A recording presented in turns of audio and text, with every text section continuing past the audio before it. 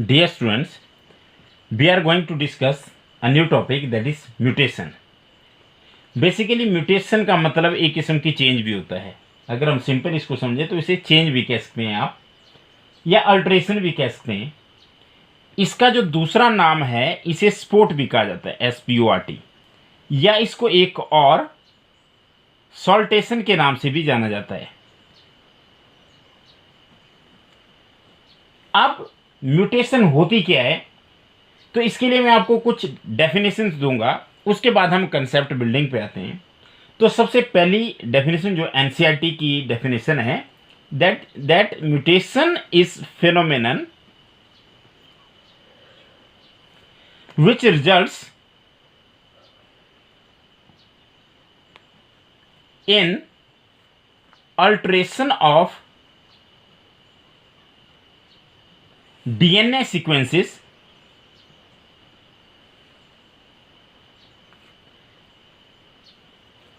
and consequently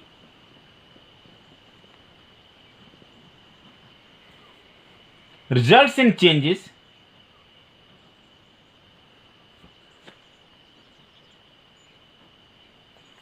in the genotype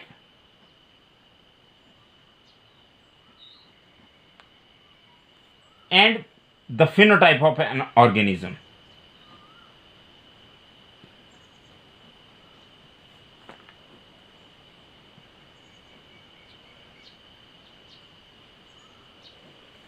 basically क्या होता है,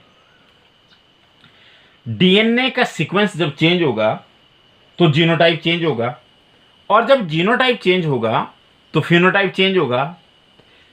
क्योंकि आपको पता है कि जो जीनोटाइप होता है वो कंट्रोल करता है फिनोटाइप को, और जीनोटाइप में डीएनए के सीक्वेंस का बहुत इंपॉर्टेंट रोल है। जैसे ही सीक्वेंस चेंज होगा तो उससे क्या होगा, जो जीनोटाइप है वही चेंज हो जाएगा, और जैसे जीनोटाइप चेंज होगा ऑटोमेटिकली फिनोटाइप क्या हो जाएगा, चेंज हो जाएगा। अब जो म्यूटेशन की हम बात करते हैं, तो म्यूटेशन का एक बहुत इंपॉर्टेंट है कि these are the fountainhead of evolution. मतलब अगर हम एवोल्यूशन की बात करते हैं तो ऐसा हो ही नहीं सकता कि हम म्यूटेशन की बात ना करें। बिना म्यूटेशन के एवोल्यूशन की बात करना मुश्किल होगा। तो these are the fountainhead of evolution. Why these are the fountainhead of evolution? Because they add new variations in the population. They add new variations in population. तो देखिए ये एक बात हुई कि है क्या, तो हमारे पास म्यूटेशन है डीएनए के सीक्वेंस में अल्ट्रेशन, जिसकी वजह से जीनोटाइप चेंज होगा और फिर फिनोटाइप चेंज होगा, and these are the fountainhead of evolution. Why these are the fountainhead of evolution? क्योंकि वो क्या करती है, किसी भी पॉपुलेशन में नई वेरिएशंस को इंट्रोड्यूस करती है या ऐड करती है। अब सबसे पहले हम बात करते हैं कि mutation term was coined by बहुत ही famous scientist Hugo de Vries. बहुत बार आप पढ़ चुके, इनकी एक म्यूटेशन थ्योरी भी है, पर उतने डिटेल हम नहीं करेंगे, हम सिंपल कंसेप्ट करेंगे। तो म्यूटेशन टर्म ह्यूगो डे व्रीज ने दी है। इन्होंने क्या किया था, इन्होंने देखी थी 834 म्यूटेशंस इन पॉपुलेशन ऑफ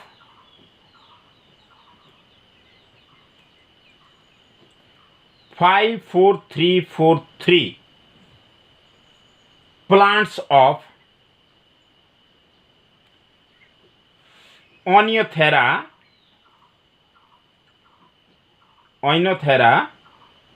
लेमार्कियाना। देखिए एक नया प्लांट आपके पास आया। इस प्लांट के इन्होंने कितनी पॉपुलेशन को स्टडी किया, 54343 प्लांट्स को स्टडी किया। फिर उन्होंने देखी तकरीबन 834 म्यूटेशन, और ये जो ओनियोथेरा लेमार्कियाना है इसको एक और नाम, इसका जो कॉमन नाम है that is evening primrose.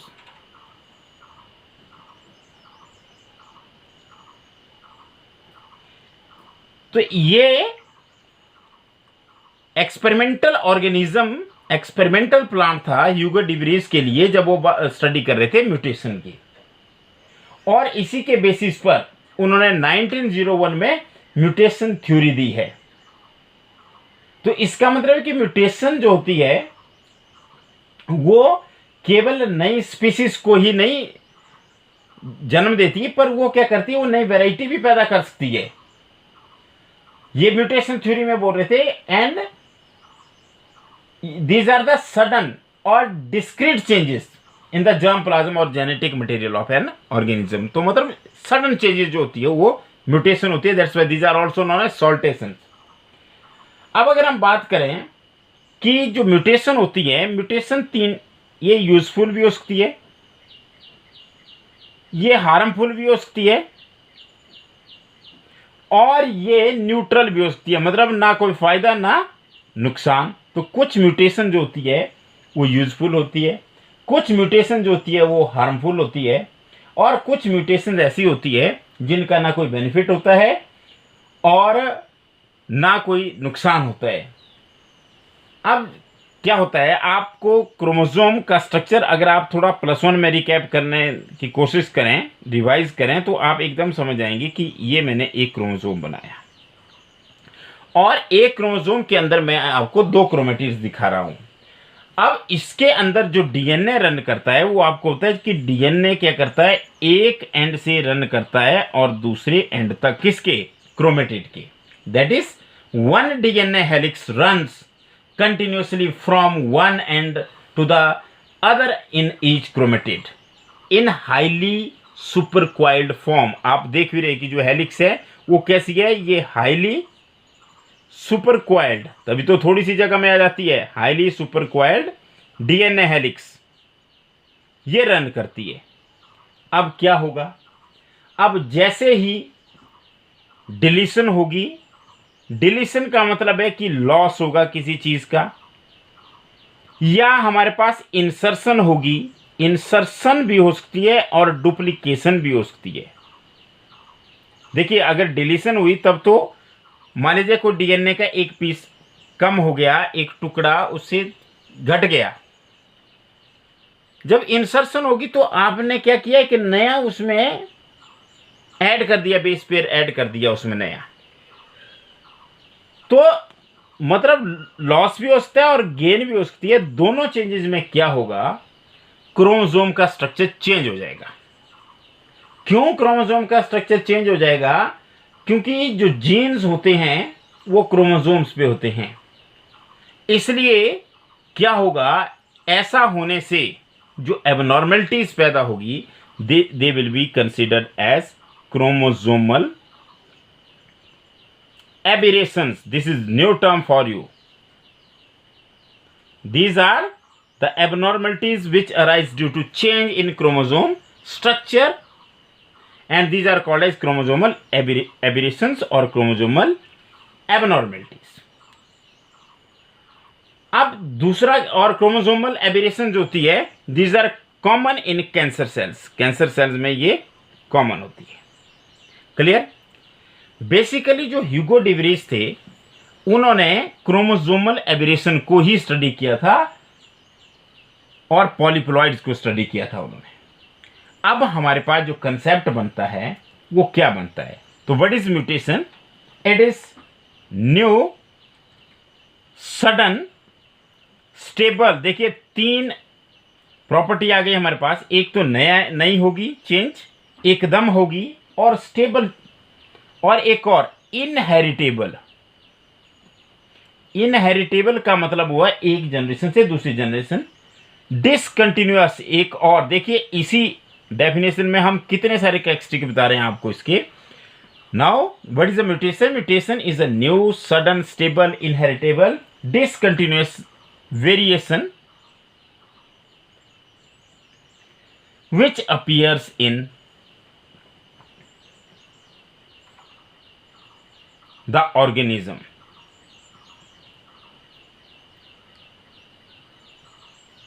Due to permanent change in the genotype.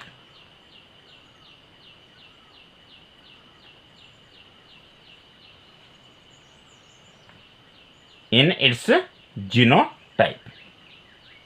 मतलब क्या हुआ, देखिए यहां पे आपको यह भी बता दिया गया है कि इसकी क्या कैरेक्टरिस्टिक है और इसका कॉज क्या है। इसका कॉज है, इसका जीनोटाइप क्या होगा, वो चेंज हो जाएगा। और जीनोटाइप कैसे चेंज हो सकता है वो हम डिस्कस करेंगे डिटेल में। तो क्या होगा, जैसे ही जीनोटाइप चेंज होगा तो कुछ वेरिएशंस आएगी, और वो वेरिएशंस एक तो नई होगी, एकदम होगी, स्टेबल होगी, और एक जनरेशन से दूसरी जनरेशन तक जा पाएगी या जा सकती है, डिसकंटिन्यूअस होगी।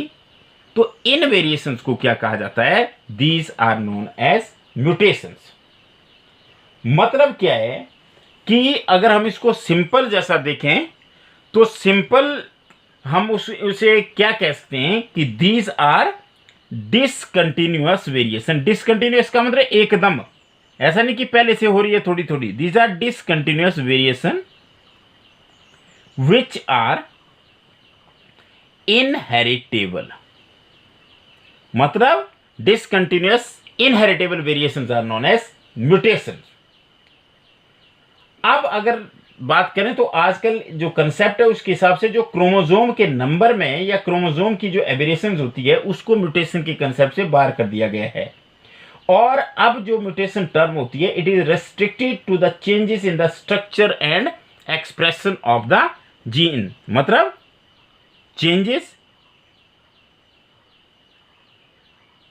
इन structure and expression of gene.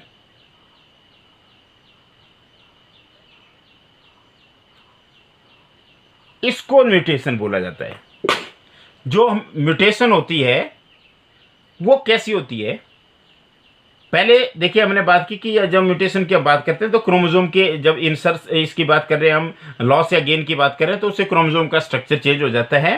तो इस तरह की इन्हें क्रोमोसोमल एबनॉर्मलिटीज कहते हैं। पर जो नई डेफिनेशन है वो क्या बोलती है कि अगर हमारे पास जो क्रोमोसोम का नंबर चेंज हो या क्रोमोसोमल एबेरेशंस होगी तो उनको हम म्यूटेशन में कंसीडर नहीं करते, उनको हम क्रोमोसोमल एबेरेशंस कहते हैं। और जो टर्म म्यूटेशन है that is restricted to the changes in the structure and expression of a gene. तो मतलब अगर आप इसे कहें तो ये क्या होगी, it is a new sudden inheritable discontinuous variation which is caused by a change in nucleotide number, type and sequence of DNA segment which represents a gene. तो बेसिकली अगर हम इसकी नई डेफिनेशन देखें तो एक और मैं आपको डेफिनेशन इसकी दे रहा हूं जो इसके कंसेप्ट को ज़्यादा क्लियर करेगी। तो क्या है, देखिए फिर मैं वही प्रॉपर्टीज लिख रहा हूं, कोई नई नहीं लिख रहा हूं कि म्यूटेशन बेसिकली होती क्या है। तो ये न्यू डेफिनेशन इसकी देखिए क्या है, किसकी, म्यूटेशन की। इसके हिसाब से it is a new sudden, कोई चेंज नहीं मैंने किया, वही लिखा, इनहेरिटेबल। इनहेरिटेबल का मतलब एक जनरेशन से दूसरी जनरेशन में जाने वाली discontinuous variation,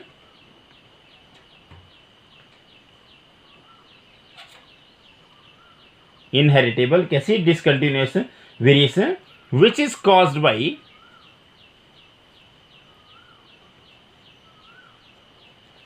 a change in, I repeat, a change in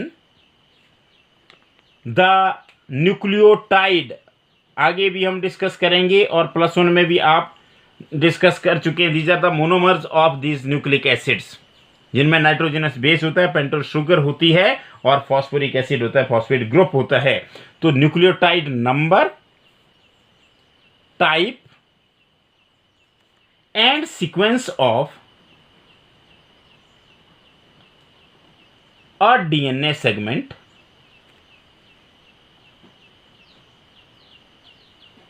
representing a gene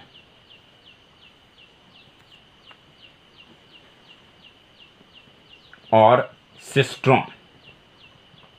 देखिए ये है नई डेफिनेशन कि म्यूटेशन क्या है। म्यूटेशन एक सडन इनहेरिटेबल डिसकंटिन्यूअस वेरिएशन है और उसका कॉज क्या है। उसका कॉज है कि या तो न्यूक्लियोटाइड का नंबर चेंज हो जाएगा या उसका टाइप चेंज हो जाएगा या उसका सीक्वेंस चेंज हो जाएगा। किसमें सीक्वेंस चेंज हो जाएगा? उस डीएनए के सेगमेंट में जिसे हम क्या मानते हैं? जीन मानते हैं। तो इसलिए नई डेफिनेशन का मतलब है कि change in structure and expression of gene is known as mutation.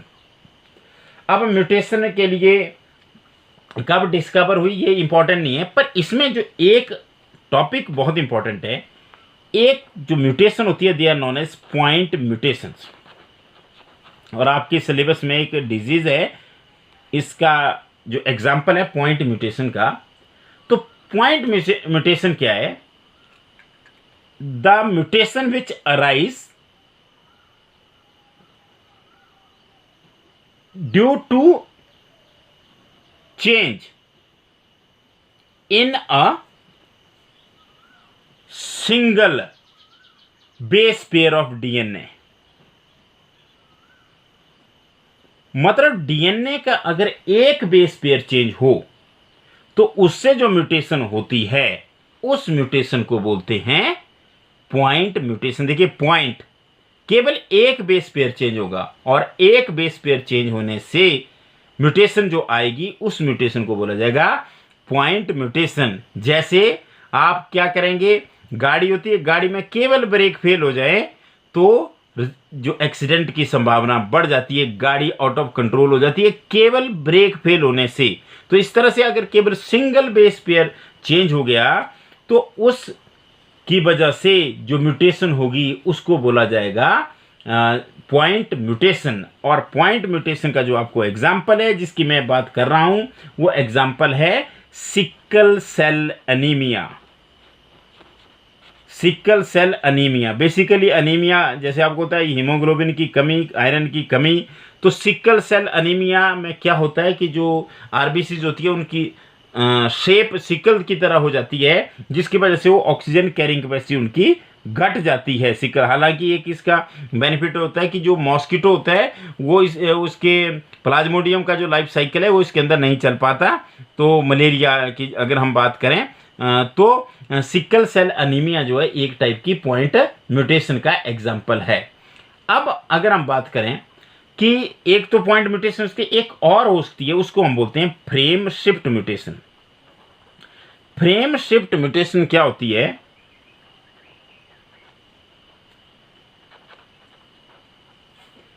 जो फ्रेम शिफ्ट म्यूटेशन होती है मतलब क्या होता है कि deletion and insertion of base pairs. किसकी?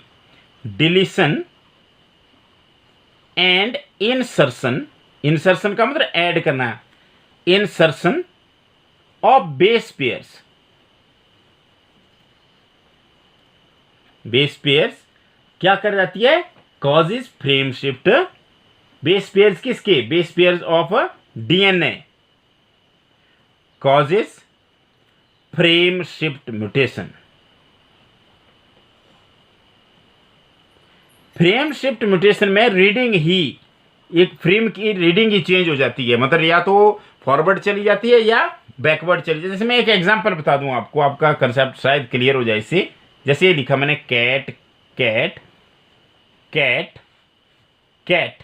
अब देखिए मैं यहां से क्या डिलीट कर रहा हूं, यहां से मैं ए डिलीट कर रहा हूं, ठीक है। अब इसको जब डिलीट किया तो यहां देखिए कैट को कोई फर्क नहीं। इसको 3-3 में इसलिए पढ़ते हैं क्योंकि जो 3 न्यूक्लियोटाइड्स होते हैं वो एक एमिनो एसिड को कोड करते हैं। तो अब देखिए यहां हमारे पास सी बचा, ए खत्म हो गया क्योंकि ए को माइनस कर दिया, तो क्या बचा? टी। तो अब रीडिंग इधर देखिए, अब क्या होगा, यहां पे चली जाएगी सी क्योंकि हमें 3 चाहिए होते हैं। तो यहां पहले कैट था लेकिन ए तो हट गया, तो सी टी सी। अब यहां से सी पीछे आ गया तो यहां क्या होगा, अब इसके लिए अगला आ जाएगा, तो आगे बन जाएगा ए टी सी। और यहां सी आ चुका है तो क्या बचा यहां पे? A T A. देखिए इसकी रीडिंग ही चेंज हो गई। ऊपर कैट कैट कैट पढ़ रहे थे, अब हम पढ़ रहे हैं इसको cat C T C A T C A T.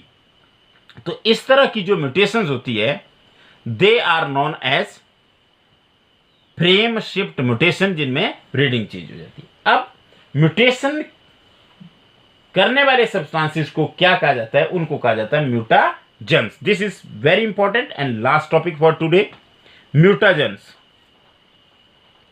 Mutagen, जैसे आप आगे पढ़ेंगे कार्सिनोजेंस, कैंसर कॉजिंग एजेंट, तो म्यूटाजेंस म्यूटेशन कॉजिंग एजेंट्स आप ऐसे भी बोल सकते हैं। तो होते क्या है, दीज आर केमिकल और फिजिकल, केमिकल भी हो सकते हैं और क्या हो सकते हैं, फिजिकल भी हो सकते हैं, फैक्टर्स दैट कॉज म्यूटेशन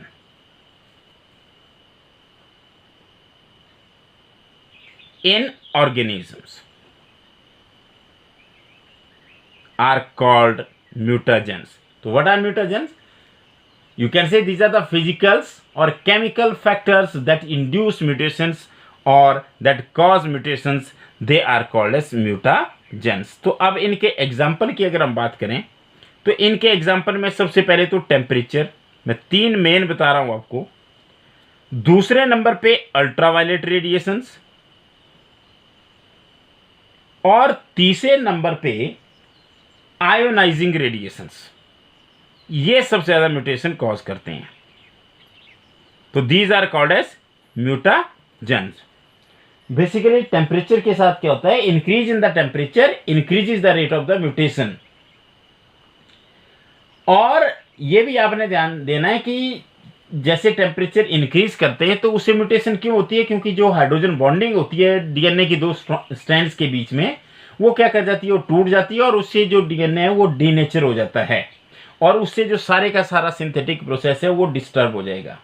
और बेसिकली जो अल्ट्रावायलेट रेडिएशंस होती है, ultraviolet radiation these are the high energy short wavelength radiations होती है। और अगर आप देखें तो सनलाइट में अल्ट्रावायलेट लाइट एक कंपोनेंट है जो अबाउट 200 to 390 नैनोमीटर तक एक्सटेंड करती है। इससे जो प्यूराइन होते हैं और पिरिमिडीन बेसिस होते हैं उनमें कोवेलेंट चेंजेस हो जाती है। That is not important for your class, वो इतना ज़्यादा आपको इंपॉर्टेंट नहीं है, पर आपके लिए इतना इंपॉर्टेंट है कि म्यूटाजेंस क्या होते हैं और म्यूटाजन का एग्जाम्पल क्या है। तो ये मैंने आपको बता दिया कि जो म्यूटाजेंस होते हैं म्यूटेशन कॉजिंग एजेंट्स। तो इस तरह से आज हमने बात की म्यूटेशन की।